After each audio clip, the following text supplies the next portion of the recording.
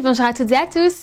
À votre avis, qu'y a-t-il de commun entre une grève des ouvriers du Creusot en 1899 et une action du groupe Femen contre la venue de Vladimir Poutine à Paris en 2019?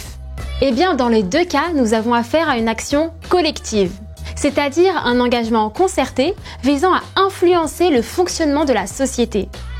Comment fonctionne l'action collective? Comment a-t-elle évolué? C'est ce que nous allons voir ensemble dans cette vidéo.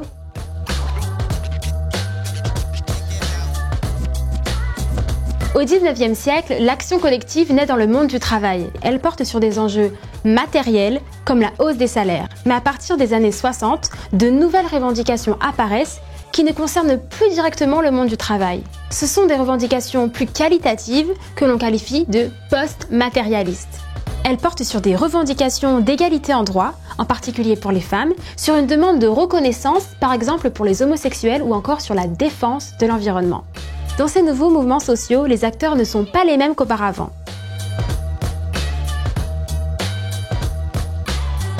À l'origine, c'est la classe ouvrière, structurée par les syndicats et relayée par les partis politiques, qui mène l'action collective. Cependant, à partir des années 60, on assiste à l'apparition d'autres acteurs, en dehors du monde du travail. Ce sont les associations, comme les Restos du Cœur, qui luttent contre l'exclusion depuis 1985. Mais il existe aussi des collectifs qui sont des groupements moins structurés et moins durables, portant des causes très diverses.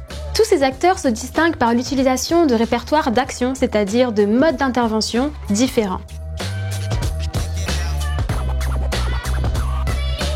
Dans le répertoire dit classique, on trouve la grève et la manifestation de rue, avec son lot de banderoles, de tracts, de slogans. En revanche, les nouveaux répertoires sont tournés vers les médias et aujourd'hui vers les réseaux sociaux. Cela peut passer par des actions spectaculaires, parfois à la limite de la légalité. Comme lorsque les militants du groupe Extinction Rébellion occupent la chaussée pour bloquer la circulation en plein Paris. Pour autant, faut-il conclure que les anciens mouvements sociaux ont disparu au profit des nouveaux mouvements sociaux? La réponse est non. Et d'ailleurs, on assiste plutôt aujourd'hui à un mélange des deux.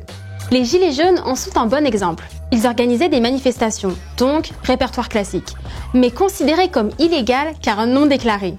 Les syndicats ne structuraient pas le mouvement tout en y participant. Enfin, les revendications portaient aussi bien sur le pouvoir d'achat, le respect, mais encore la dignité. Voilà, vous êtes désormais au point sur les transformations de l'action collective.